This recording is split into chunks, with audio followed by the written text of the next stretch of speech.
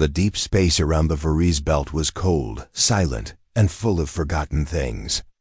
Giant machines from lost empires floated in darkness, like old bones in a black ocean. Most people avoided this place. But Kaleri, a young Valari archivist, was not like most people. She loved forgotten things. Her ship, the Lunelith, was small and quiet, just like her. It drifted through the wreckage slowly, its soft white lights scanning broken stations and silent satellites. She searched for stories, memories. Trapped in metal, lost messages from long ago. Her job was to record what others left behind. That day, her sensors picked up something strange. A large, circular station was floating without power, nearly hidden behind a shattered asteroid. It didn't match any known design. The surface was covered in strange symbols, some burned and faded. She almost turned away, but something about the shape. It reminded her of the old human sketches she had seen in the archive. Humans, a name that once meant chaos and hope at the same time. Most believed they were long gone, destroyed by their own wildness. The Concord called them tragic species, curious, brave, but too quick to fight. But Kaleri had always felt there was more to the story. She guided her ship closer. Inside the station, there was no light, no power, just dust and silence. Her suit lights cut through the darkness as she floated through rusted halls. The air was thin, almost gone. But something pulled her deeper. And then she found him. In a small chamber. Behind thick glass, a tall figure lay inside a cryopod. Human, no doubt. His hair was dark, a little messy. His skin was pale, like ice. His chest rose and fell very slowly. He was alive. Kalari's breath caught in her throat. She touched the glass carefully, afraid he might vanish like a dream. How could this be? A living human? No human had been seen in over 200 cycles. She quickly checked the pod systems. It was old tech but stable. The power source was failing, though. He would not last long. She had a choice.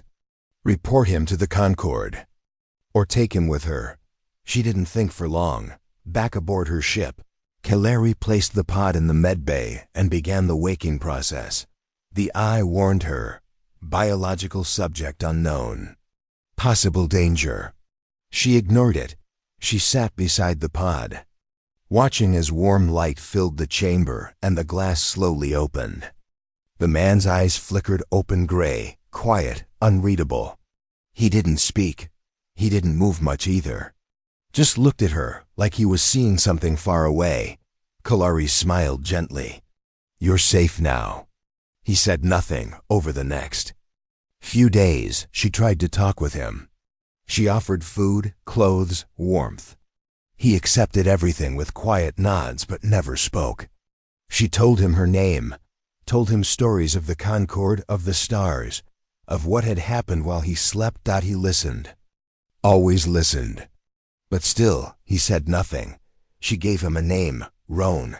It was soft and simple. He didn't refuse it. Sometimes she caught him staring at the stars through the ship's window, like he was remembering something lost. He didn't like loud sounds, didn't like bright lights.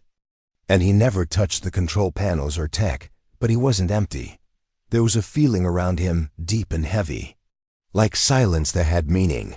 Kaleri kept him secret. She knew what the Concord would say. Report the anomaly. Study the relic. Classify the human. They would not see Roan as a person, only as a thing. But Kaleri saw more. She felt it when she sat near him. His silence was not fear. It was not anger. It was something else. Like he was holding something very old, something too big to name. One evening, she brought him a book. An old human paper book she found years ago in a derelict library pod. The pages were yellow, the ink faded. Roan stared at it for a long time. Then, slowly, he reached out and took it. He turned the pages gently. His eyes softened. He touched one page with the tips of his fingers, like it was sacred.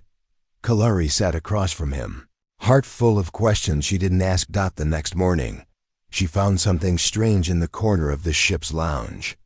A small drawing on the metal wall, done with soft chalk. It was simple, just a circle with 3 stars and a single human figure standing beneath them. Roan didn't explain it. He just walked past it quietly. As the days passed, Kalari stopped asking questions. Instead, she simply shared space with him. They sat in silence often. Sometimes they listened to old music she found in the archive, slow piano songs, gentle voices, forgotten languages. Roan never said a word, but he always stayed close. He didn't need to speak for her, to feel his presence. She began to understand that silence was not empty, not for him. His silence was full of memory, full of weight. And still, he carried it alone. But Kalari didn't try to break it. Instead, she waited. One night, while the stars drifted slow outside the viewing dome, Roan walked to where Kalari sat reading. He stood for a long moment, then gently sat beside her. His voice, when it came, was soft and broken, like an echo from a dream. He said just one word: Earth. And then, nothing more. But it was enough. Kalari looked at him, not with fear, not with curiosity, but with care. She didn't press him for more. Instead, she just nodded. And in that silence, a quiet bond began to form. One not made of words, but of something deeper. Roan did not speak again for many days. After he said, Earth, Kalari hoped he would tell more. But he didn't. He sat beside her, listened to her words, and watched the stars, but always in silence. Still, something had changed. Now when she spoke, he looked into her eyes instead of the floor. He nodded when she shared stories from the Concord or old tales from her homeworld. He even smiled once, a quiet, short smile that faded quickly but stayed in her heart for a long time. Kalari was patient. Her people, the Velari, were born with empathy. They could sense feelings without speaking. They didn't read thoughts like some believed, but they felt emotions like warm winds or cold water. Joy, fear, sadness, they flowed from people like light. But Roan was different. She felt nothing from him. It was like standing beside a calm lake with no wind, no ripples, no anger, no happiness, not even fear. Just deep silence. It didn't scare her. It made her curious. One morning she asked gently, Do you dream? Roan blinked slowly, then nodded once. What do you dream of? He hesitated, then raised his hand and drew something in the air. A curve, then 3 dots. Then a single line pointing down. Kalari tried to guess. A world? A system? A map? Roan nodded again. She thought for a moment. You remember where it is?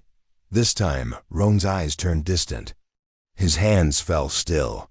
He whispered, barely loud enough to hear. It doesn't exist anymore. Kalari wanted to ask more, but something in his face made her stop. It was like watching a glass statue about to crack. That night, she spoke with her ship's AI. Do we have records of human star maps? She asked. Very limited, the AI replied. Most human data was lost in the fall. Show me what we have.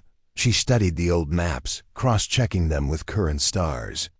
Most systems were gone, consumed by black holes, wars, or converted into Concord stations. But one area caught her eye, a place near the edge of known space. A dead zone. No ships went there. It was marked, Void Space Hazard Region. She showed it to Roan the next day. He stared at the map. Then slowly, he pointed, not to the center, but just beyond it. Kalari made a choice. We'll go there. Roan looked at her in surprise. Not fear, not hope, just surprise. Like he hadn't expected anyone to follow his silence. The journey would take 3 days. During that time, Kalari tried to learn more about him, not by asking questions, but by watching. She saw how he moved through the ship like someone who had been on many ships before. He knew where to stand when they jumped. to light speed. He understood how to adjust gravity plates without needing instructions. He was not just a survivor. He was trained. But what kind of mission had he been on? And how had he ended up frozen, alone, in that ancient station? On the second day, the ship passed through a minor radiation storm. The lights dimmed for a moment, and the walls hummed. Kalari moved to check the systems. She didn't notice Roan at first. Then she turned and saw him standing still, eyes wide, body stiff. "Roan?" she asked softly. He didn't answer. He stared at the stars flashing past the window, his hands shaking. Kalari walked over slowly. She didn't touch him. Her people believed touch was a gift, not a right. But she stood close. "It's okay," she said. He slowly looked at her. "I remember." "Fire," he whispered. Kelari waited. And then nothing. That night, while Roan rested, Kalari sat alone at the viewing dome. Her thoughts were full of questions. What fire had he seen? What had happened at the edge of the void? The next morning, the ship arrived. The edge of the void was strange. Stars thinned out. Signals became weak. The sky felt wrong, like the universe had forgotten something there. Even the AI grew quiet. "There are no safe paths," it said. "Do not proceed." But Kalari looked at Roan. He was already standing at the navigation panel, pointing forward. "Go," he said. One word. Stronger than before. She followed. Deep inside the void's edge, they found something. A signal. Faint, but real. It came in. Pulses, not words, a rhythm. A pattern. Kalari listened closely. "It's music," she said in wonder. Human music. Roan sat beside the console. He closed his eyes. His fingers tapped along with the pattern. A slow, soft melody. "It's a beacon," he whispered. "They left it." "Who?" Kalari asked. He opened his eyes. "My crew." "Her." Breath caught. "There were others?" Roan nodded. "We went into the fold. A place beyond time, we were. Trying to carry something forward." "Carry what?" He looked at her. "Memory." That night, Kalari sat beside him in the dark. They didn't speak. The ship floated silent in the void. The old music played softly in the background. She looked at him, this quiet man from a lost world, holding silence like a shield. And still, she didn't ask him to break it. Instead, she offered him a small box, a simple thing made of stone and light. Inside was a crystal. It held her memory, the first time she saw him, the moment he said, "Earth," and the drawing he made on her ship's wall. "For you," she said. "So you don't carry everything alone." Roan didn't speak, but he took the crystal with both hands. The lunellith floated in deep space, near the edge of the void. Around it, there was nothing, no stars close by, no sound, no sign of life. The only thing that moved was a slow, repeating signal, a soft rhythm. Music from long ago. Roan sat beside the signal reader, eyes closed, fingers tapping the beat on his leg. Kalari stood nearby, watching him. She didn't speak. She knew the music meant something to him, something personal. Roan finally opened his eyes. "They left it for me," he whispered. Kelari stepped closer. "Your crew?" He nodded. "It was our promise. If anything went wrong, someone would leave a sign, a sound." Kalari's voice was gentle. "Why were you here? What was your mission?" Roan looked down at his hands. For a long time he said nothing. Then slowly he spoke. "We were called the Lucent Reach," he said. "A deep space memory team. Our job was to protect history, to save the last stories of Earth." Kalari's heart jumped. "Stories?" Roan nodded. "We knew Earth wouldn't last forever. Too many wars, too many mistakes. But we believed memories could survive if we sent them far enough. Beyond time, beyond the Concord, beyond the void." Kalari sat down across from him. "What happened?" Roan's voice became low. We entered the fold, a strange place, between time and space. There things don't follow rules. We lost track of years, faces, even names. He paused. I remember a kiss. Kalori tilted her head. A kiss? Roan looked up, eyes distant. Before we entered the fold, she kissed me. Her name ... I can't remember, but it was a goodbye. She told me to carry the silence, to protect it. Kalari's eyes softened. And you did. Roan gave a small nod. I woke up alone. I don't know how. I don't know why. They sat in silence again. This time it wasn't heavy. It was thoughtful. Kalori stood and walked to the window. The void looked endless. Cold, yet somewhere in it, Roan's people had left music. A memory. They wanted someone to remember, she said softly. Roan joined her at the window. And you found me. She turned to him. Yes, I did. The next day, Kalari checked the ship's outer hull. The radiation near the void's edge had caused minor damage. She had to repair it manually. Roan followed her, silent as always. She worked slowly, using her tools with care. Space around them was dark and quiet. Roan helped without needing instructions. While tightening a panel, Kalari asked, "Do you want to go back to Earth?" Roan stopped. "There is no Earth." Kalari looked at him. "It's not a place anymore," he said. "It's something else." Now a memory, a song, a kiss. She didn't speak. She just kept working. Later, when they returned inside the ship, the power flickered. A wave of energy had passed through them, silent, invisible, but strong. Kalari checked the systems.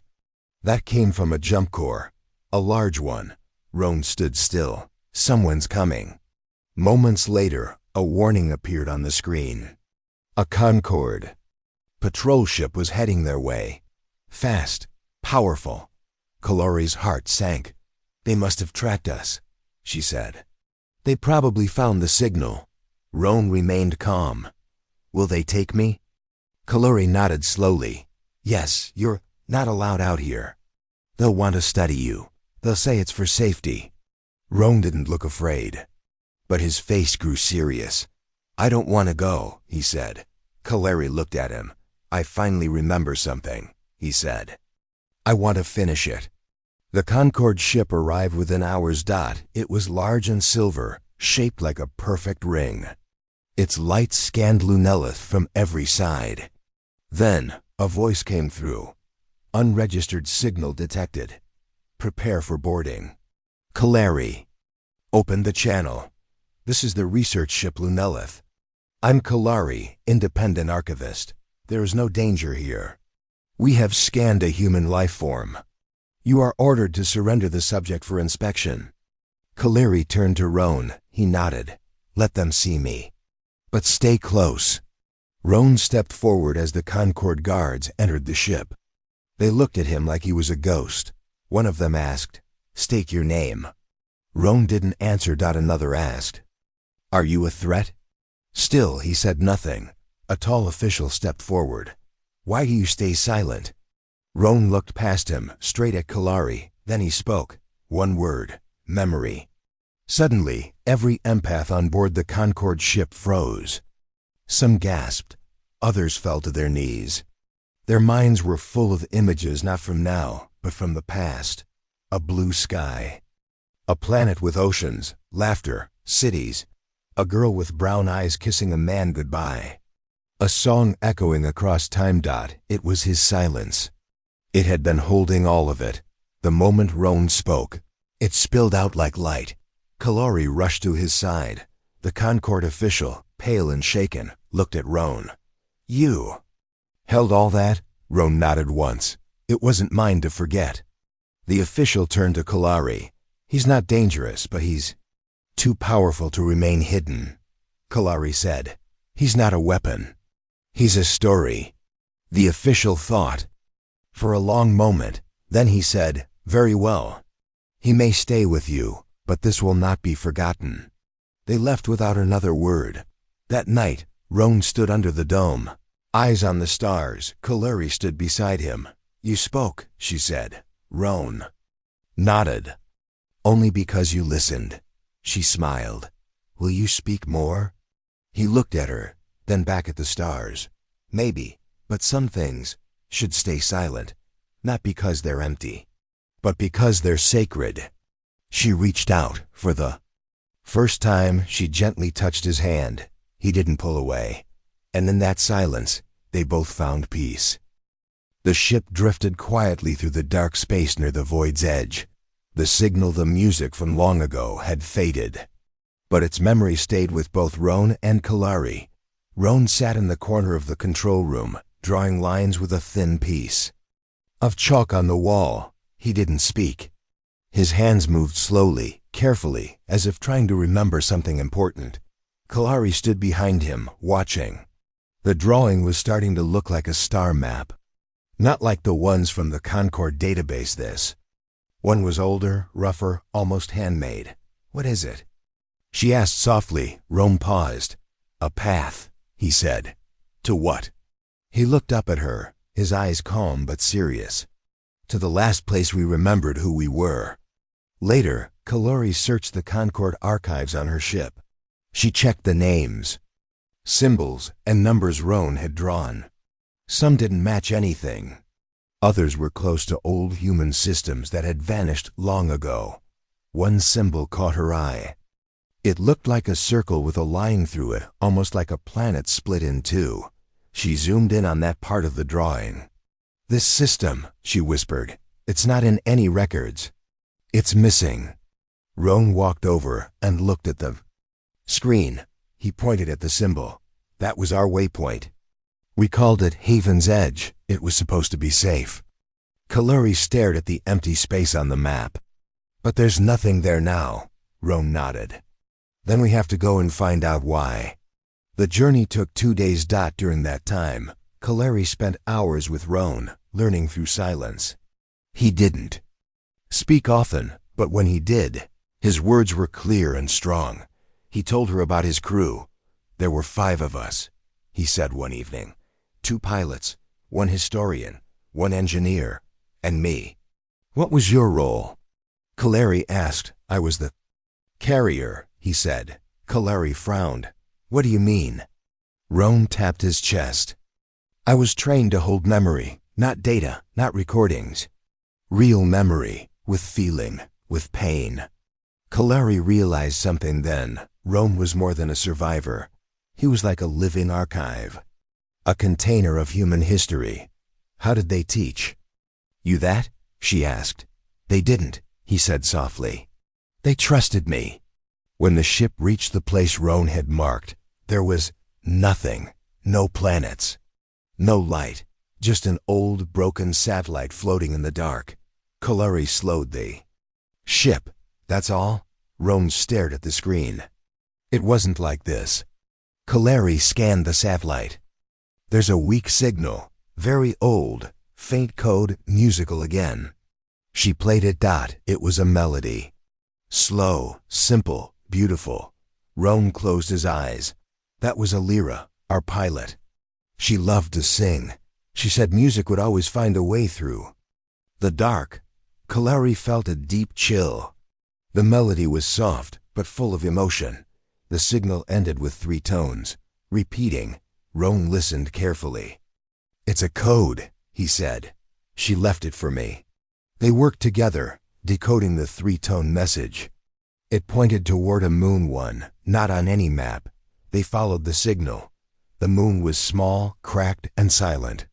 But on the surface, they found something unexpected, a metal door, half buried in dust. It had human writing on it, faded but still visible. "For Roan, memory waits here." Kaluri looked at him. "It's for you." Roan didn't speak. He just placed his hand on the door. It opened with a soft hum. Inside was a small chamber, round, silver, empty except for a single chair and a glowing crystal on a stand. Roan stepped forward. He touched the crystal. It lit up. And then a hologram appeared. It was a woman. Tall, kind eyes, dark hair. She looked directly at Roan and smiled. "Roan," she said, "if you're seeing this, then you made it through. Or at least, part of you did." Kaleri stood silently behind him. The woman continued.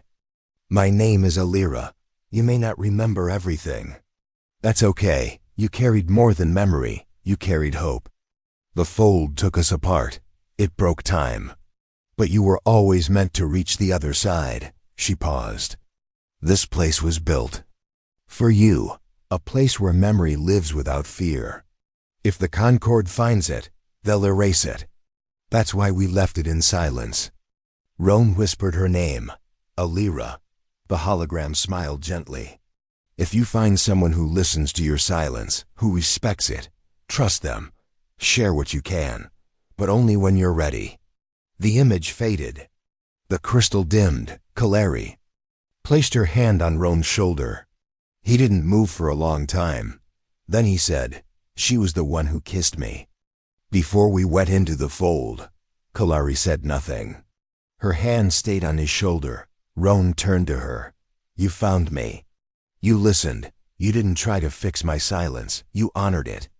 Kaleri smiled softly. It felt sacred. Roan nodded. "That's because it was." They returned to the Lunelith.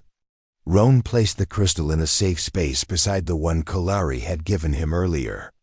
Together, the two crystals pulsed softly, one old, one new. Kaleri looked at Roan. "What do you want to do now?" Roan looked out at the stars. "Find the rest of the map."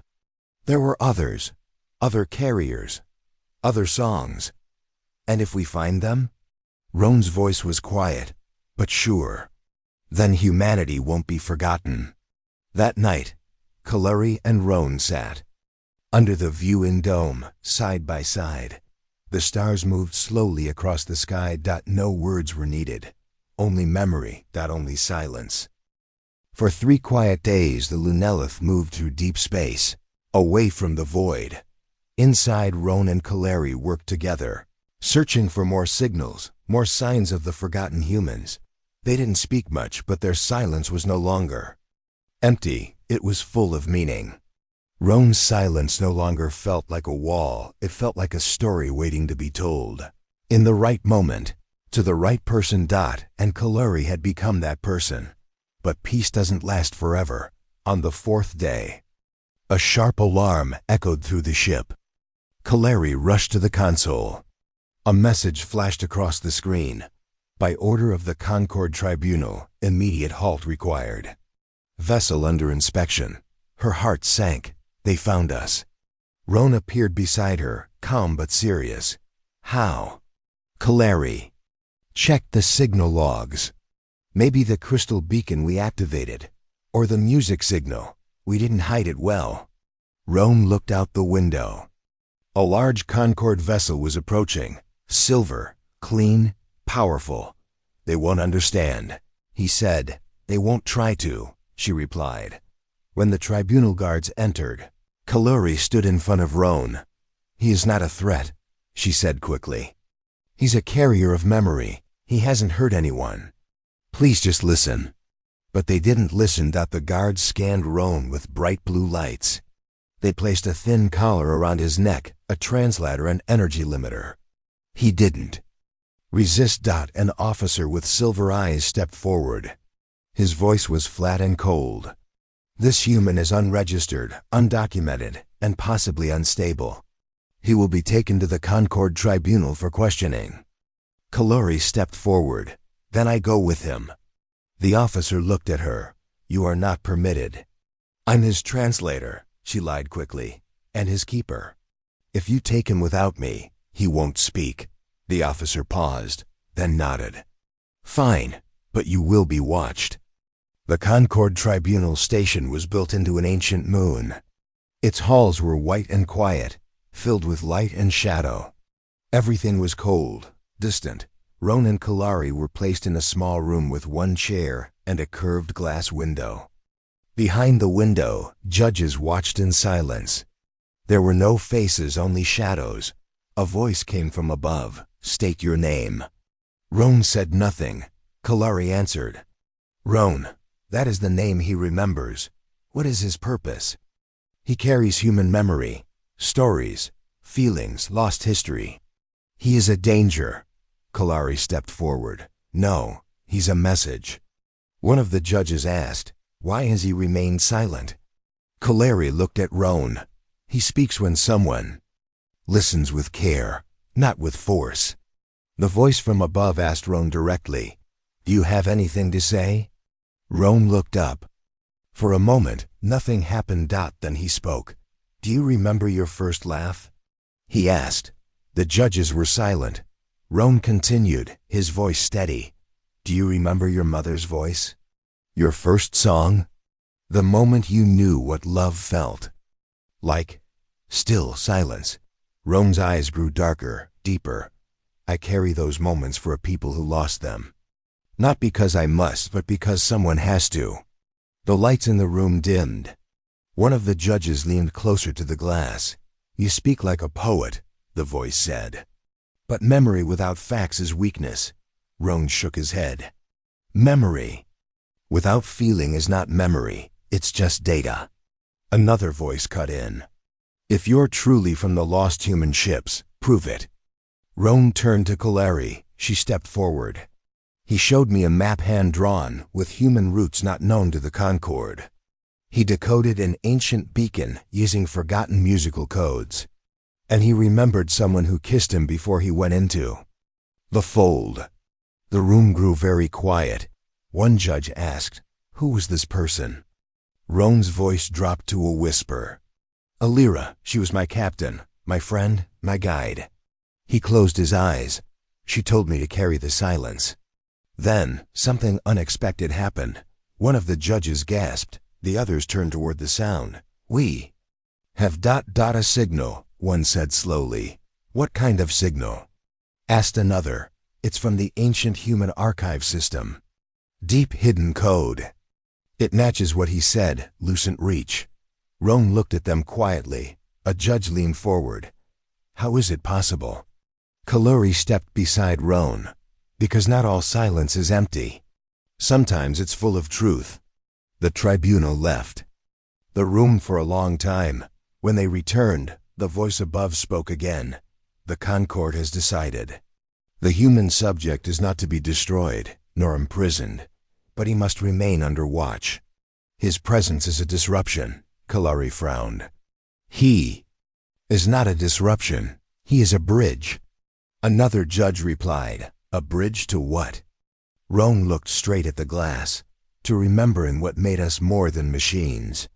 After the hearing, Kalari and Roan were given a small room to rest. It had no windows, just soft light. Roan sat on the floor, holding the memory crystal from Alira. It glowed gently in his palm. Kalari sat across from him. You did well. Roan shook his head. I didn't do it for them. She smiled. I know, you did it for her, for Alira. And maybe, for yourself.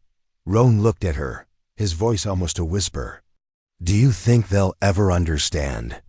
Kalari's answer came slowly. Maybe not now. But one day, they'll hear your silence, the real one. And they'll understand it was never empty. Later that night, a Concord guard came to their door.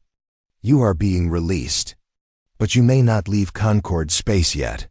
Kalari and Roan stepped into the quiet hallway. Roan asked, what now? Kalari smiled gently. Now we find others who will listen. Roan looked at her hand. After a pause, he reached out and held it. She didn't say anything, neither did he, because some stories begin in silence, and some truths don't need to be shouted. They only need someone who's willing to hear them.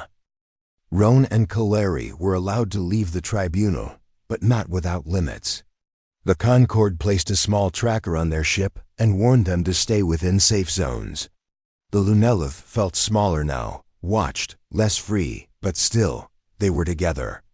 Still, they had a purpose. Roan sat at the viewing dome, watching the stars pass slowly. Kalari joined him with 2 cups of warm root tea. He nodded in thanks, took a sip and said softly, they didn't believe everything. No, she agreed, but they didn't stop us either. Roan looked out the window. There's still one place left, the last memory I don't understand. Kalari tilted her head. Where? Roan traced a shape in the air, a swirl, like a galaxy, but twisted. It was the place Alira sent me from, where she kissed me goodbye. Kalari leaned forward. Do you want to go back? Roan nodded. I need to remember what I forgot. The next morning, Kalari adjusted their flight path. The place Roan described wasn't on any Concord map, but hidden beneath layers of folded space. She found a route, a long path through old human star trails. Forgotten and unused. It would take 4 days. During the journey, Roan spoke more than before. He told Kalari about Earth's last days, not in detail, but in feeling. There was so much noise, he said. Everyone wanted to save something. Some saved plants. Some saved art. We saved memory. Kalari listened carefully. Why memory? Because memory makes us more than just alive. It tells us who we are, even when everything else is gone. On the third night, something strange happened. Roan woke from sleep, his breath fast, his hands shaking. Kalari rushed to him. What is it? I saw her, he said, voice unsteady. Alira. She was falling into the fold, and I was floating away. I tried to call her, but no sound came out. Kalari sat beside him. It was a memory. It was real. She placed her hand gently on his shoulder. Then maybe we're close. On the 4th day, they reached the edge of a collapsed star field. The light there was strange, broken, like shattered glass. It didn't move like normal stars. Everything was slow, heavy, and quiet. Kalari stared at the readings. This place isn't safe. Even time doesn't work right here. Roan stood. This is it. I can feel it. They moved the ship carefully forward. At the center of the twisted space was a hollow, like a hole in the universe. And there, floating gently, was a small craft, old, human-made. Its lights were dead. Its body cracked, but it still drifted. Roan whispered, That's our ship, the Lucent Reach. They docked with it using a tether. Roan entered first, walking slowly, like stepping into a dream. Kalari followed, inside. The air was thin, but the lights came on as they stepped through. The ship responded to Roan's presence, as if it still remembered him. They passed empty chairs, old tools, scratched walls. Everything felt frozen in time. At the back of the ship, they found a small sealed door. A panel beside it blinked once red, then green. The door opened. Inside was a message chamber. A soft blue light glowed in the center. Another memory crystal. Roan reached for it. The chamber filled with light. Alira appeared again. But this time she was crying. Roan, she said. This is my final message. Her voice trembled. You'll wake up alone. That's how we planned it. You carry the silence. You carry our stories. You carry me. She wiped her eyes. You may forget me. That's okay. But I want you to remember. This, she paused, then smiled a soft, sad smile. I kissed you because I believed in you. Because in your silence, I heard something sacred, something beautiful. You weren't just a carrier. You were hope. The message faded. Roan stood in silence. Kalari touched his arm gently. She believed in you. He looked down. She gave everything for that belief. Kalari took his hand. And now it's time you speak, not just for her, but for yourself. Roan stared at the quiet walls of his old ship. I always thought silence was safety, but maybe it was waiting for the right voice to join it. They returned to the Lunelith. Roan placed the second crystal beside the first. Now 2 lights glowed, one from Alira and one from the last message of the Lucent Reach. Kelri turned on the CUM system. What will we do now? Roan answered clearly. We'll build something new. She looked at him with gentle surprise. What do you mean? A place where memory is not controlled, where silence is not feared, where all species human, Valari, or others can share their stories. Kalari's eyes softened. Like a library? No, Roan said. Like a garden. For memories to grow. As they left the broken star field, the crystals continued to shine. Roan sat beside Kalari and looked out at the stars. I was afraid that if I spoke, the silence would break. That everything sacred would be lost. Kalari shook her head. But when you spoke, you made the silence bloom. He turned to her, and you kissed my silence. Not to fix it, but to honor it. Kalari smiled, and though no words followed, they were no longer needed. The stars drifted gently above the Lunelith, calm and endless. The ship now flew without fear. There was no Concord patrol chasing them, no more warnings. Only a mission chosen by the heart. Roan stood at the center of the ship's lounge, staring. At a wide table covered in memory crystals, some were human. Some were Valari. Some were mixed new ones that Kalari and Roan had recorded together. He placed a fresh crystal in the middle. It glowed softly, pulsing like a heartbeat. Kalari entered the room. Her hands carried a seed box, one of the last gifts from her homeworld. Inside were living plants, ones that grew in silence and stored memory in their shape. I found the last. Peace, she said. Roan looked up. The seed of memory. She smiled, ready to plant. They chose a quiet world. It had no name on the Concord map, just a number. A soft blue moon, full of light winds, deep soil, and gentle rivers. There were no buildings, no cities, just space. Enough for growth. Kel. Ari landed the Lunelith near a clear lake. Roan stepped out with her, breathing the open air. It reminded him of Earth, not exactly, but enough to stir something deep in his chest. Together, they built the first dome, not with machines. With their own hands, metal, glass, stone. At the center, they planted the seed, and near it, they placed a simple sign. The memory garden, open to all who remember. Over the weeks they added more. A small shelter, a listening room, a crystal tower to hold stories. Other ships began to visit, quiet ones. Not from the Concord, but from distant places. Pilots, archivists, poets, survivors. Each brought a story. Some brought tears. Others brought laughter. Roan listened to everyone. He didn't speak often, but when he did, his words carried meaning. One traveler, an old star walker from the sorrel species, asked Roan, "Why do you stay quiet even now?" Roan replied, "Because I've learned that silence is not emptiness. It is space where memory can grow." Kalari walked with Roan one evening, beneath the twin moons of the planet. The garden glowed behind them, alive with lights and soft voices. Roan spoke gently. "I used to carry memory like a weight. It felt like I had to protect it from being lost." Kalari nodded. "You were alone. But now," he continued, "I see memory as not something to lock away. It's something to share, with care, with trust." Kalari touched his hand.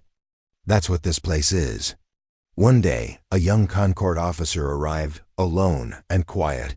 He did not wear a weapon. He brought no scanner, only a small box.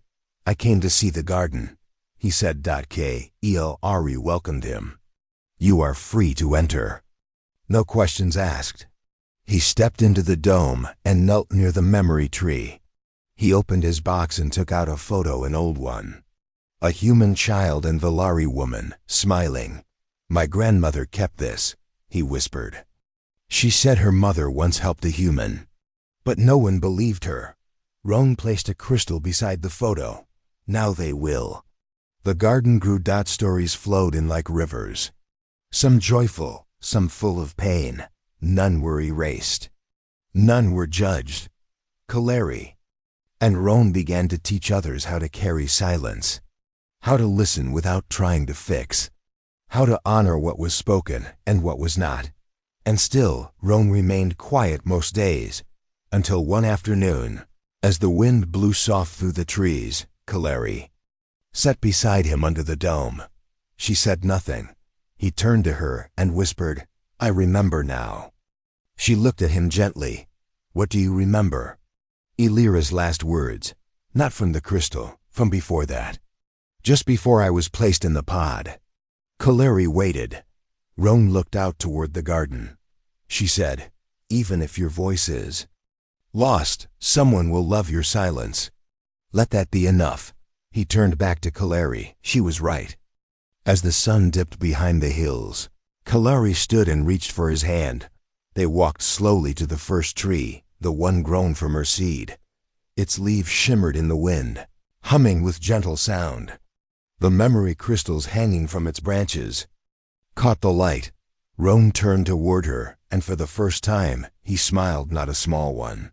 Not a half smile, but a full, peaceful smile. Kaleri leaned forward, and in the stillness of the growing garden, she kissed his silence, not to fix it, not to change it, but to honor it, to show that it had meaning, that it was sacred. And there, under a sky full of stars, among roots made of memory and leaves made of love, Roan knew he had fulfilled his mission. He had carried the silence, and in the end, it spoke for itself.